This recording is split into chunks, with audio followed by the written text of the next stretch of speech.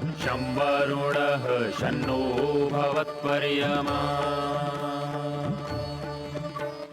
शन्न इन्द्रो बृहस्पतिः शन्नो विष्णुरुक्रमः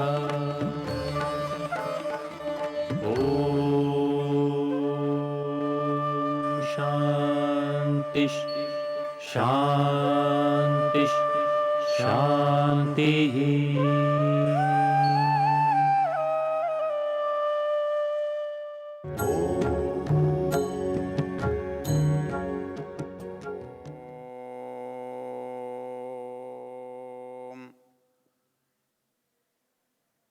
हम यजुर्वेद के 34वें अध्याय के शिव संकल्प मंत्रों की चर्चा कर रहे हैं।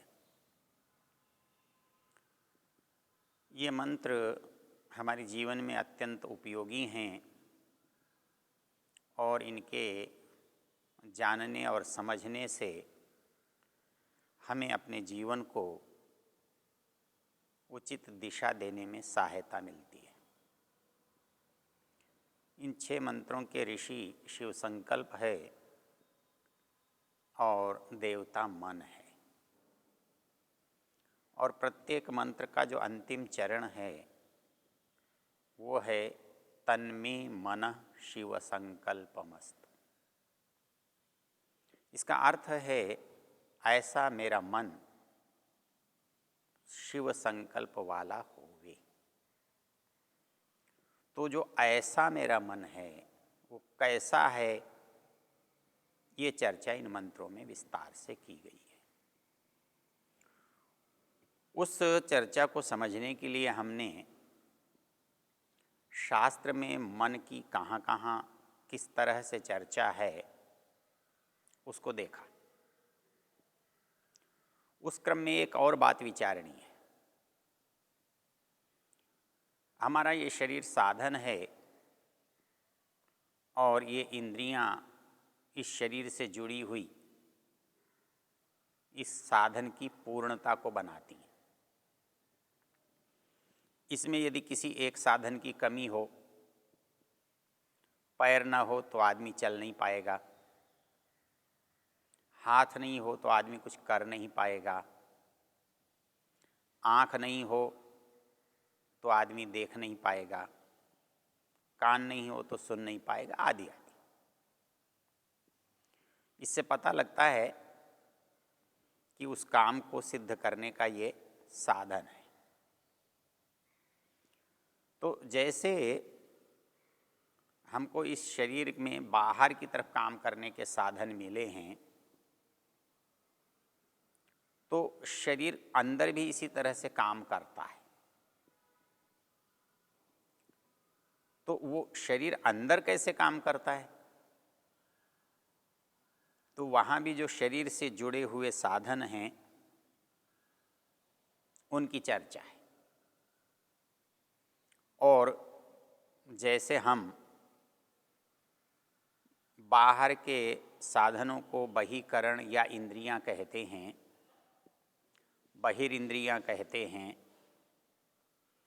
वैसे ही हमारे अंदर के साधनों को हम अंतःकरण या अंतर इंद्रिय कहते हैं। जैसे आत्मा को कोई काम सिद्ध करने के लिए बाहर के साधनों की आवश्यकता होती है और हम उनसे काम लेते हैं, तो यही स्थिति हमारी आत्मा के साथ शरीर के अंदर भी है। बाहर काम करने के लिए बाहर के साधन हमें मिले हैं, तो अंदर काम करने के लिए भी तो साधनों की आवश्यकता है। तो शरीर के अंदर काम करने के लिए किन साधनों की आवश्यकता है, उसको शास्त्र अंतर इंद्रिय या अंतःकरण कहते हैं। इस तरह हमारे साधनों के 2 भेद हो जाते हैं। जिन साधनों से हम बाहर काम करते हैं या आत्मा जिन साधनों को बाहर काम में लेता है वो बहिरिंद्रिय या बहिकरण कहलाते हैं, और जिन साधनों से आत्मा अंदर शरीर के काम करता है उनको अंतर इंद्रिय या अंतःकरण कहते हैं। और ये अंतःकरण में मन सबसे मुख्य है। वास्तव में तो जिन 4 साधनों की चर्चा की जाती है, प्रकृति के रचना क्रम में चारों ही एक ही तत्व से बने हुए हैं। जैसा मैंने आपसे निवेदन किया, आधुनिक विज्ञान में और पुराने सोच में जो सबसे बड़ा अंतर है वो प्रत्यक्ष को देखकर काम करता है। आज के लोग सामने जो वस्तु है उसे देखकर बात करते हैं और प्राचीन जो शास्त्र है उसके कारण को देखकर बात करता है। तो कारण को देखकर बात करता है, इसलिए इसको समझने के लिए कारण की ओर जाना पड़ेगा। हम बाहर की ओर जाकर, कार्य की ओर जाकर, स्थूल बातों की ओर जाकर उस मूल चीज़ को नहीं समझ सकते। इसलिए हमारी यात्रा जब अंदर की ओर होगी, लौटने की ओर होगी, तब हमें वो बात समझ में आएगी। इसके लिए थोड़ा सा हमारे अपने मस्तिष्क पर हमें जोर देना होगा, बल कर देना होगा, तो बात बहुत आसानी से समझ में आ जाएगी। जब कोई चीज़ बाहर स्थूल रूप में दिखाई देती है तो वस्तु है ये हमें निश्चित पता है, वस्तु का निश्चित रूप से ज्ञान हमारे पास है। तो ऐसी स्थिति में जब स्थूल है, कार्य है, तो उसका कारण भी होगा। जैसे किसी भी वृक्ष को देखकर हम उसके बीज की कल्पना करते हैं, भले ही हमने बीज को नहीं देखा उगते हुए, लेकिन हम कभी ऐसा नहीं मानते कि ये वृक्ष बिना बीज के हुआ होगा। तो वैसे ही ये जो संसार है, दिखाई दे रहा है, ये कार्य रूप में है, दिखाई दे रहा है, तो निश्चित इसका कोई कारण होगा। कितना होगा, कैसा होगा, ये हमारे अध्ययन का विषय होता है। तो प्राचीन जो ऋषि महर्षियों ने, शास्त्रों ने जिस तरह से अध्ययन किया है, तो वर्तमान जो रूप है संसार का हमारे सामने ये आया, इससे पहले इसके कितने स्तर हैं उस पर यदि आप एक दृष्टि डालें तो मन कहाँ टिकता है, मन की स्थिति कहाँ पर बनती है, ये बात हमें स्पष्ट होती है। कहीं न कहीं जाकर कोई न कोई मूल तो मानना ही पड़ता है। तो शास्त्र इस संसार का जिसे मूल कहते हैं, शास्त्रों ने उसका नाम प्रकृति दिया है। और वो सत, रज और तमोगुण का रूप है। इसलिए जितने स्थूल रूप हैं, जितने स्थूल पदार्थ हैं, जितने भौतिक पदार्थ हैं, उनमें ये बात निश्चित रूप से दिखाई देती है और देखी जा सकती है कि ये तीनों गुणों का अस्तित्व उनमें पाया जाता है। तो इसलिए कोई पदार्थ संसार का भौतिक ऐसा नहीं है जिसमें 3 गुणों की सत्ता ना हो। तो इस दृष्टि से जो मूल है वो प्रकृति, जिससे हम 3 गुणों वाला कहा है, वहाँ से इस संसार की यात्रा का प्रारंभ होता है। इसमें सबसे रोचक तथ्य क्या है, इस संसार की रचना का जो पहला स्तर है, पहला चरण है, पहली वस्तु है, उसे महत कहते हैं, उसी को बुद्धि कहते हैं। अर्थात प्रकृति से जो अत्यंत सूक्ष्म है, अव्यक्त है, अनिर्मित है, उससे निर्माण की प्रक्रिया में जो पहली चीज़ बनी, संसार की रचना की जो पहली सीढ़ी है, उस स्तर पर मन का निर्माण होता है। उस वस्तु से मन का निर्माण होता है और जिसे हम अंतःकरण कहते हैं, वो सारा का सारा उसी से निर्मित है। हम अंतःकरण में 4 पदार्थों को गिनते हैं।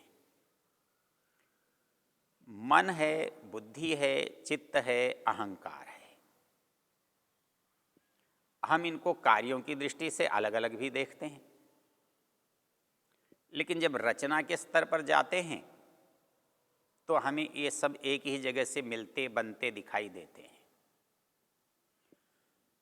एक इस चीज़ को जब हमने इस शरीर में कार्यों का विभाजन करके देखा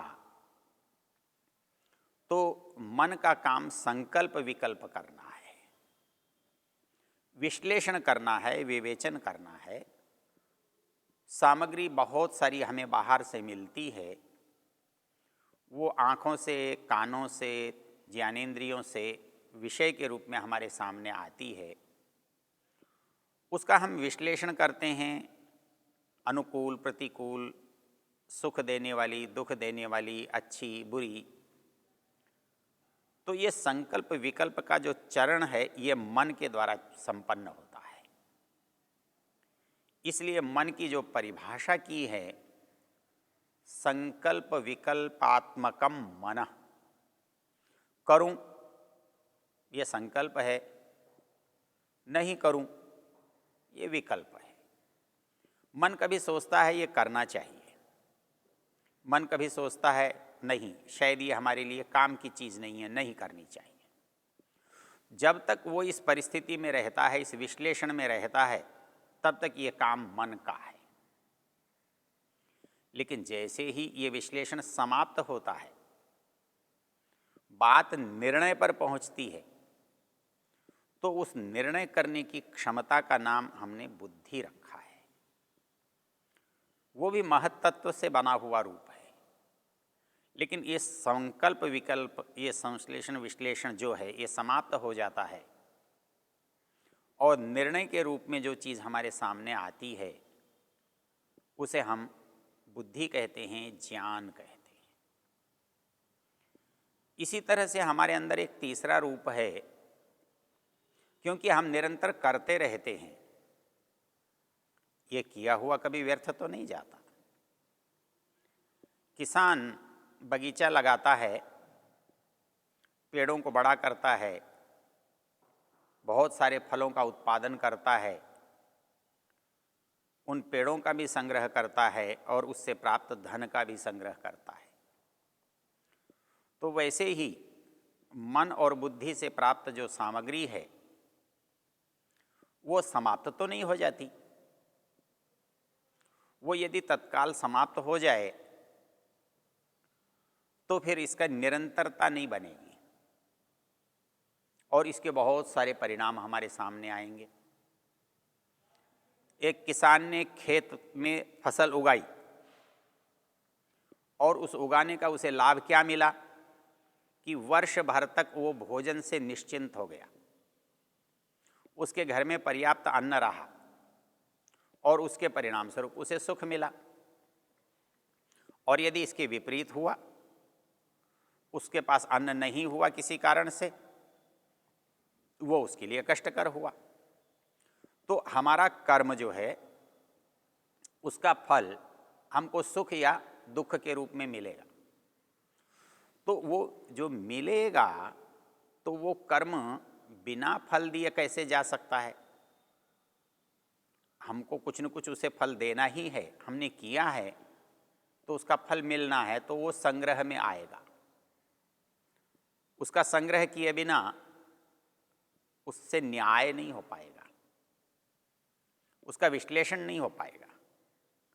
तो इसलिए हमारे पास एक जो तीसरी चीज़ है जिसे शास्त्र की भाषा में चित्त कहा है, वो चित्त हमारे समस्त संस्कारों का, कर्म के वासनाओं का, जिसे आशय कहा गया, उनका संग्रह करने वाला है।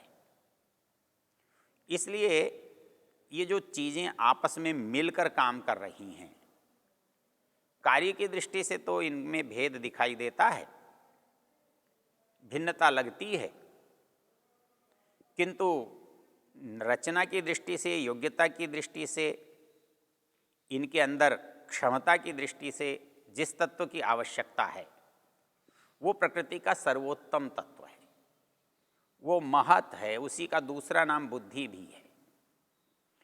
और इसके साथ जो चौथी चीज जोड़ी गई है, जिससे अहम कहते हैं, अस्तित्व का भान, अस्तित्व की अनुभूति, अर्थात मैं हूँ, ये जो कल्पना है, ये मेरा अस्तित्व मुझे प्रतीत हो रहा है, मैं अपने अस्तित्व को जानता हूँ, स्वीकार कर रहा हूँ, तभी तो मैं आगे काम करूँगा। मैं जीवित हूँ, मैं समर्थ हूँ, मैं योग्य हूँ, ये जो अनुभूति है अपने अस्तित्व की, ये उसी से उत्पन्न होती है। अब इसमें एक मुख्य बात विचारने की क्या है, ये इसी में क्यों उत्पन्न होती है?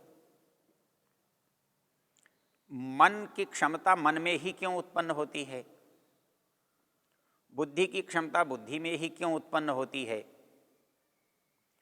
चित्त की क्षमता चित्त में ही कैसे उत्पन्न होती है? मेरे अस्तित्व का बोध मुझे वहीं क्यों होता है? इसलिए कि संसार का सबसे सूक्ष्म पदार्थ, जो आत्मा की सूक्ष्मता के निकट होने से एक दूसरे के अंदर संक्रमित हो रहे हैं, अर्थात आत्मा प्रकृति को अपने अत्यंत निकट पाता है महत के स्तर पर, बुद्धि के स्तर पर, मन के स्तर पर, चित्त के स्तर पर, अहंकार के स्तर पर। तो इस दृष्टि से अत्यंत निकटता के कारण से संसार का सारा व्यवहार और वातावरण वहाँ से बनता है। इसलिए ये सब चीज़ें जड़ होने पर भी, भौतिक होने पर भी हमें ऐसा लगता है कि ये चेतनवत काम कर रही हैं। मन विश्लेषण कर रहा है, संकल्प विकल्प कर रहा है मैं मानकर। यही स्थिति बुद्धि के साथ है। बुद्धि निश्चय कर रही है मैं मानकर। चित्त में चीज़ों का संग्रह हो रहा है मेरी समझकर, मेरे अस्तित्व का मुझे अनुभव हो रहा है, मैं हूँ ऐसा समझकर।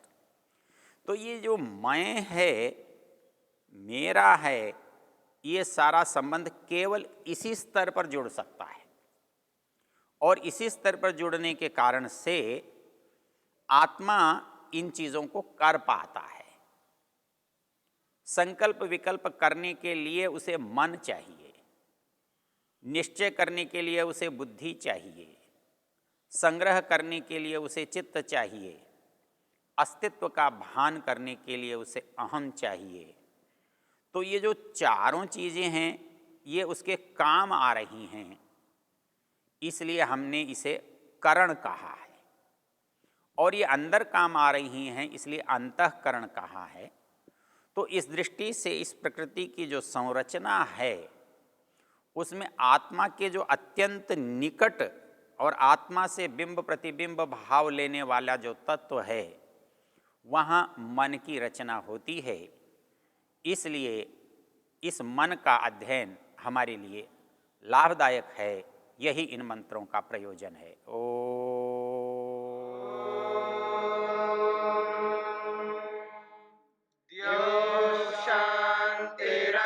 शांतिरंतरिक्षं शांतिर्पृथिवी शांतिरापः शांतिरोषधयः